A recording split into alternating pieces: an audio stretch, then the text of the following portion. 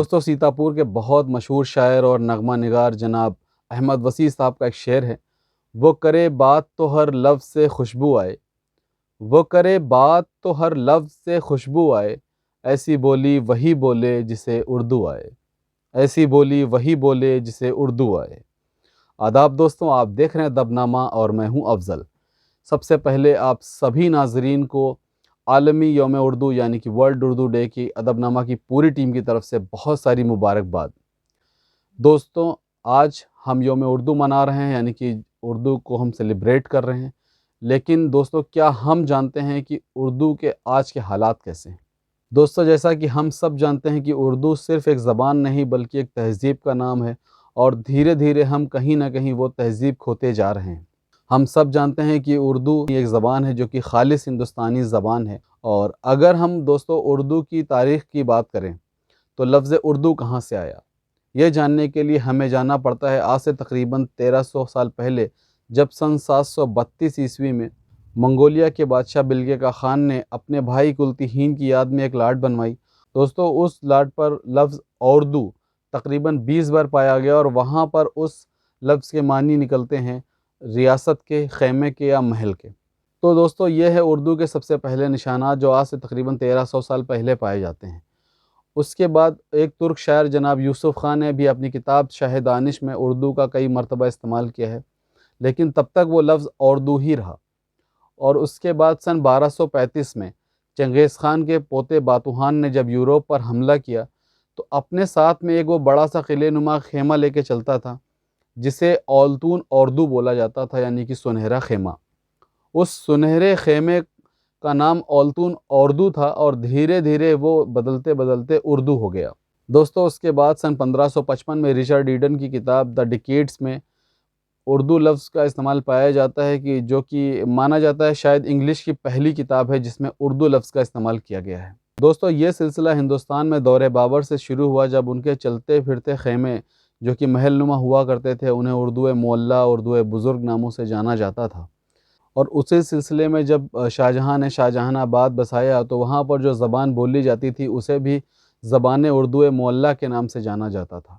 دوستو اسی دور میں میر تقی میر صاحب کے ماموں جان جو کہ ماہر لسانیات تھے جناب خان آرزو صاحب اپنی لغت میں لکھتے ہیں کہ ہم لوگ جو اردو معلیٰ میں رہتے ہیں اس لفظ سے آشنا نہیں ہیں۔ یعنی کہ دوستو جو یہ لفظ اردو تھا اس وقت اس کا کوئی نام طے نہیں تھا، اور اس وقت اسے ہندی، ہندوی، ہندوستانی، گوجری، دکنی بہت ساری مختلف ناموں سے جانا جاتا تھا، اور شاہجہان آباد میں بولے جانے کی وجہ سے اس کا نام زبان اردو معلیٰ بھی تھا۔ چونکہ یہ بہت بھاری بھرکم نام تھا زبان اردو معلیٰ، تو یہ بدلتے بدلتے دھیرے دھیرے آپ کا صرف اردو رہ گیا۔ دوستو اس وقت بھی ہندوستان کے کئی خطوں میں الگ الگ زبانیں بولی جاتی تھیں، جیسے کہ مراٹھی مہاراشٹر میں بولی جاتی تھی، پنجابی پنجاب میں بولی جاتی تھی، گجراتی گجرات میں بولی جاتی تھی، جو آج بھی بدستور جاری ہے۔ لیکن اردو زبان ایک ایسی تھی جو ہر ایک زبان کے اوپر غالب ہو گئی، اور اس کا خود کا کوئی ایک خطہ یعنی کہ ایک ایریا نہیں رہا، اور وہ پورے ہندوستان کی زبان بن گئی۔ دوستو اردو کے بارے میں کچھ خاص باتیں اور بھی ہیں جس سے ہم سب لوگ بہت اچھی طرح سے واقف شاید نہیں ہیں۔ نیپال ہمارا پڑوسی ملک ہے، اور وہاں کی بھی کئی علاقائی زبانوں میں اردو رجسٹرڈ زبان ہے۔ ساتھ ہی دوستو ساؤتھ افریقہ میں بھی اردو کو مائنرٹی لینگویج کا درجہ حاصل ہے۔ دوستو اردو یوں تو کبھی کسی خاص مذہب کی یا کسی خاص قوم کی زبان نہیں رہی، کئی 100 سالوں سے اردو عوام کی زبان رہی ہے، خالص ہندوستانی زبان ہے۔ لیکن دوستو جس طرح سے اردو ادب نے اردو زبان کی حفاظت کا ذمہ اپنے کندھے پر اٹھایا ہوا ہے، اس بات سے کوئی انکار کر نہیں سکتا کہ اردو ادب ہی ہے جس کی وجہ سے آج اردو ہم سب کے بیچ میں موجود ہے، اور شاید اسی لیے آج پوری دنیا میں اگر جب بھی ہم اردو کی بات کرتے ہیں تو اردو ادب سے ہٹ کے بات نہیں کر سکتے ہیں، پھر وہ چاہے نغمے ہوں، چاہے وہ نظمیں ہوں، چاہے وہ شاعری ہو، چاہے وہ نثری کام کیوں نہ ہو، پر اردو ادب نہیں، اردو زبان کو بچا کے رکھا ہوا ہے، اور اس بات سے کوئی انکار نہیں کر سکتا۔ دوستو زبان اردو کی خاصیت کا اندازہ آپ اس بات سے لگا سکتے ہیں کہ ایک شاعر ہیں جناب زرار ہولسی صاحب، اردو کی اسی خاصیت کو بیان کرتے ہوئے لکھتے ہیں کہ اردو میں اردو کی برائی کرتے ہیں دشمن اردو کے۔ اور دوستو اردو ادب کا یہ سلسلہ بنا کسی مذہبی بھید بھاؤ کے حضرت امیر خسرو سے ہوتا ہوا کبیر داس جی، برج نارائن چکبست، مرزا غالب، رگھوپتی صاحب فراق گورکھپوری اور موجودہ دور کے چراغ شرما، آشو مشرا اور منصور عثمانی صاحب تک بدستور جاری ہے۔ اردو ادب کی اسی خوبی کو ناوک لکھنوی صاحب اپنے انداز میں کہتے ہیں کہ نہ ہماری ہے یہ اردو نہ تمہاری اردو، نہ ہماری ہے یہ اردو نہ تمہاری اردو، بلکہ ہر قوم کی ہے راج دلاری اردو، بلکہ ہر قوم کی ہے راج دلاری اردو۔ دوستو وہیں شیو چرن داس گوئل جن کا تخلص ضبط ہے، وہ کہتے ہیں کہ زبان ضبط نے اردو زباں میں، زبان ضبط نے اردو زباں میں گلے صد برگ مہکایا ہوا ہے، گلے صد برگ مہکایا ہوا ہے۔ دوستو اردو زبان کی ایک خاصیت کو رہبر جونپوری صاحب اپنے انداز میں کچھ اس طرح سے بھی بیان کرتے ہیں کہ وہی کرتے ہیں کوشش آج اردو کو مٹانے کی، وہی کرتے ہیں کوشش آج اردو کو مٹانے کی، سکھاتی ہے جنہیں محفل میں انداز بیاں اردو، سکھاتی ہے جنہیں محفل میں انداز بیاں اردو۔ دوستو چونکہ ہندوستان میں ہندی اور اردو دونوں ساتھ ساتھ پلی بڑھی اور ان کے آپسی رشتے کو اردو ادیبوں میں سے ایک منور رانا صاحب کچھ اس طرح سے کہتے ہیں کہ سگی بہنوں کا جو رشتہ ہے ہندی اور اردو میں، سگی بہنوں کا جو رشتہ ہے ہندی اور اردو میں، کہیں دنیا کی دو زندہ زبانوں میں نہیں ملتا، کہیں دنیا کی دو زندہ زبانوں میں نہیں ملتا۔ دوستو اردو کے مخالفین لگاتار ایک بات پہ بھی زور دیتے ہیں کہ یہ باہری زبان ہے، تو ان کے اس الزام پہ بہترین جواب ہے جناب پربدھ سوربھ صاحب کا، جو پربدھ سوربھ صاحب اپنے شعر میں کہتے ہیں کہ اردو زباں بھی گھر کی زباں ہی تو ہے حضور، اردو زباں بھی گھر کی زباں ہی تو ہے حضور، اتنا عجیب کیا ہے اگر سیکھ رہا ہوں، اتنا عجیب کیا ہے اگر سیکھ رہا ہوں۔ یہ ایک بہتر جواب ہے ان لوگوں کے لیے جو اردو زبان کو باہر کی زبان بتاتے ہیں۔ دوستوں پوری دنیا میں اردو ہندوستان کی نمائندگی کچھ اس انداز میں کرتی ہے۔ منصور عثمانی صاحب کا ایک شعر ہے کہ جہاں جہاں کوئی اردو زبان بولتا ہے، جہاں جہاں کوئی اردو زبان بولتا ہے، وہاں وہاں میرا ہندوستان بولتا ہے، وہاں وہاں میرا ہندوستان بولتا ہے۔ دوستو عالمی یوم اردو کے خاص موقع پر اب اردو اور اردو ادب پر اپنے تاثرات کا اظہار کرنے کے لیے آج ہمارے ساتھ موجود ہیں جناب سید ضیاء الوی صاحب۔ آئیے دیکھتے ہیں یوم اردو پر جناب سید ضیاء الوی صاحب کے خیالات۔ کچھ عرصے سے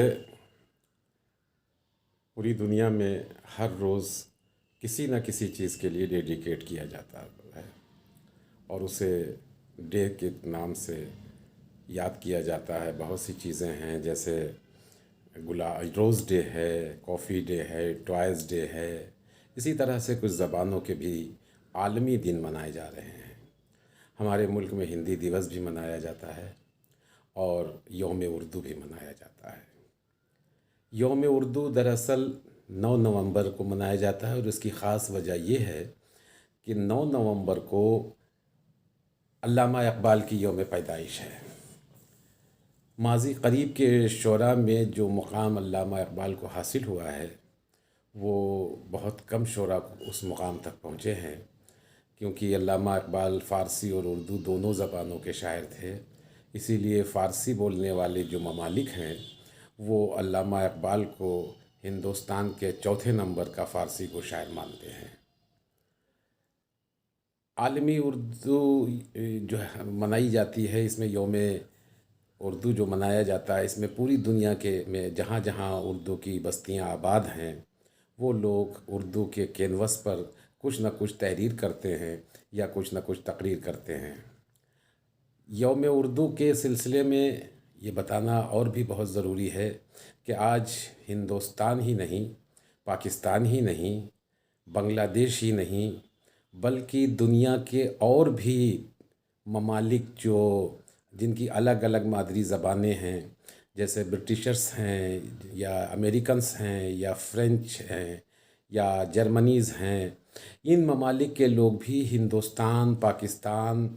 میں آ کر کے اور زیادہ تر ہمارے ملک ہندوستان میں آ کر کے اردو زبان سیکھ رہے ہیں اور اردو کے ساتھ ساتھ یہاں کے کلچر کو سمجھ رہے ہیں کہ اردو کا اپنا کلچر کیا ہے، اور ساتھ ہی تصوف کی بھی تعلیم حاصل کر رہے ہیں۔ میں خود ایسے لوگوں سے ملا ہوں جو امریکنز بھی ہیں، برٹشرز بھی ہیں، جو باقاعدہ طور پہ اردو سیکھنے کی جد و جہد کر رہے ہیں۔ بلکہ میں تو کچھ ایسے بھی لوگوں کو جانتا ہوں جو امریکنز ہونے کے باوجود بھی بہت ہی اچھی شاعری بھی کر رہے ہیں۔ اور وہاں پر اپنے ریڈیو اسٹیشنز بھی چلا رہے ہیں، یوٹیوب چینلز بھی چلا رہے ہیں اردو کے لیے. تو ہم سب کی یہ ذمہ داری ہے کہ ہم اس یوم اردو کے دن یہ عہد کریں کہ اردو سیکھیں گے، ہم اردو بولیں گے، کیونکہ اردو بہت ہی خوبصورت اور بہت ہی مٹھاس لیے ہوئے زبان ہے. اس کی اپنی ایک الگ تہذیب ہے، اور اس تہذیب پر دنیا کی بہت کم زبانیں پہنچ پاتی ہیں. میں سبھی لوگوں کو جہاں جہاں تک میری آواز پہنچ رہی ہو، ان سب کو میں یوم اردو کی بدھائی دیتا ہوں، مبارکباد پیش کرتا ہوں. بہت بہت شکریہ. دوستو یہ تھی عالمی یوم اردو پر ادب نامہ کی خاص پیشکش. دوستو آج ہم سب کو چاہیے کہ ایک ایسی زبان جس نے پوری دنیا کو تہذیب، امن، محبت اور بھائی چارہ سکھایا، جس نے رشتوں میں مٹھاس گھولی، جس نے محبتوں کا اظہار کرنا سکھایا، جس نے نفرتوں کو اپنی زبان سے ہی روکنا سکھایا، اس زبان کو بچانے کے لیے ہم سب کو کوشش کرنی چاہیے، ہم سب کو آگے آنا چاہیے، اور کم از کم اردو اپنی نسلوں تک پہنچانے کے لیے ہمیں کوششیں کرنی چاہیے. دوستوں مجھے ایسا لگتا ہے کہ اگر اردو زبان کے زبان ہوتی تو شاید وہ جگر مراد آبادی صاحب کا ایک شعر ضرور پڑھتی کہ ان کا جو فرض ہے وہ اہل سیاست جانے، ان کا جو فرض ہے وہ اہل سیاست جانے، میرا پیغام محبت ہے جہاں تک پہنچے، میرا پیغام محبت ہے جہاں تک پہنچے. دوستو اردو نے صرف محبتیں بانٹی ہیں اور نفرتوں کو دل سے مٹایا ہے، تو آج کے دور میں جس کی بے حد ضرورت ہے. تو امید کرتے ہیں آپ سب کو ادب نامہ کا آج کا یہ ایپیسوڈ بھی پسند آیا ہوگا. دوستوں اگر آپ سب کو پسند آیا ہو تو اسے لائک، شیئر، سبسکرائب ضرور کریں، اور اگر آپ کو کچھ بھی کہنا ہے یا آپ کی کوئی شکایت ہے تو نیچے کمنٹ باکس میں کمنٹ ضرور کریں. ملتے ہیں اگلے ایپیسوڈ میں، تب تک کے لیے خدا حافظ.